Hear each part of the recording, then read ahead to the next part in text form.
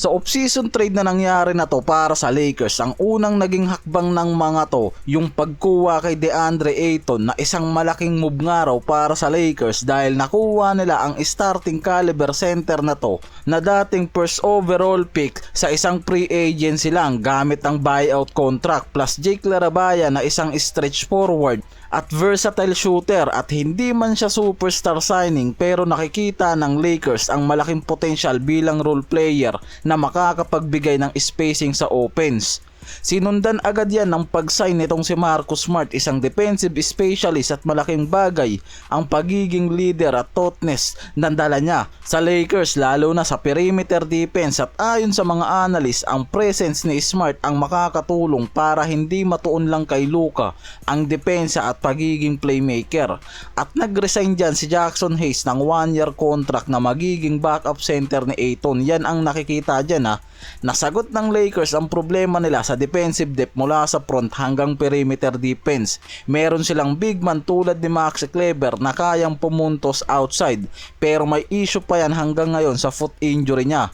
Samantalang si Hayes sa nangyaring playoffs run nila kontra Timberwolves hindi yan nakakuha ng playing minutes dito sa head coach nilang si JJ Redick. Meaning na hindi yan pinagkatiwalaan bilang major center nila nung playoffs run nila kontra Timberwolves. Kaya nga mas priority talaga ng mga to na makakuha ng starting center caliber sa free agency na to. Pero may mga analyst na nakikitang may malaki talagang problema at kahinaan ngayon ang Lakers pagdating sa center position kahit meron na silang Ayton na starting center at Jackson Hayes na possible gamitin na backup center. Yan talaga yung pinaka-concern sa Lakers lalo na sa plano ng mga to na maging champion contender sa darating na season. Talagang hindi pa nakikita yung pagiging contender team ng Lakers sa Western Conference lalo na ngayon na mas pinahihigpit yung kompetensya sa bawat team na to. Kaya nga kung gusto ng Lakers na maging champion contender at masigurado nila ang magandang run sa Western, kailangan nila ng isang center na magbibigay talaga ng mas mataas na kalidad pagdating sa defensive depth. Kaya nakikita na kailangan pa rin gumawa ang Lakers ng hakbang sa trade o kahit na isang free agency player pa na makuha nila. Isang high impact na center at malakas na rin protector na magiging perfect na backup center para kay DeAndre Ayton. Isa lang naman ngayon ang stretch big na available sa market, itong si Precious Achiuwa, power forwards at center na former player ng Knicks noon na nakikitang maaaring pwedeng pumasok sa free agency o makuha ng Lakers sa isang trade pero mas malinaw to kung papasok sa free agency. Dahil ayon mismo sa fadeaway word, si Precious Achiuwa ang isang high value asset lalo na kung sakaling makahanap siya ng isang team friendly contract. Meron niyang magandang quality na nakikitang magbibigay ng malaking impact sa roster ng Lakers. Mas gamit siya sa kanyang mobility at power, bagay na magpapabilis lalo sa depensa at rebounding.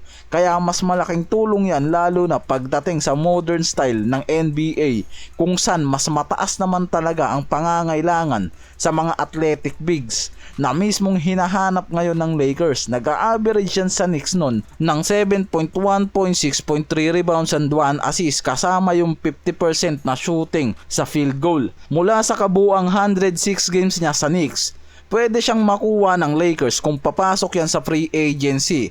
Lalo't papabor din to sa Lakers para hindi na sila maggamit pa ng mga trade asset o expiring contracts at makukuha nila yan sa isang offer na team friendly deal lang sa oras na pumasok yan sa free agency. Yung pangunahing suggestion ng mga analyst para nga dito kay Achiuwa sa Lakers yung free agency lang, hindi bilang target kundi isang marketing.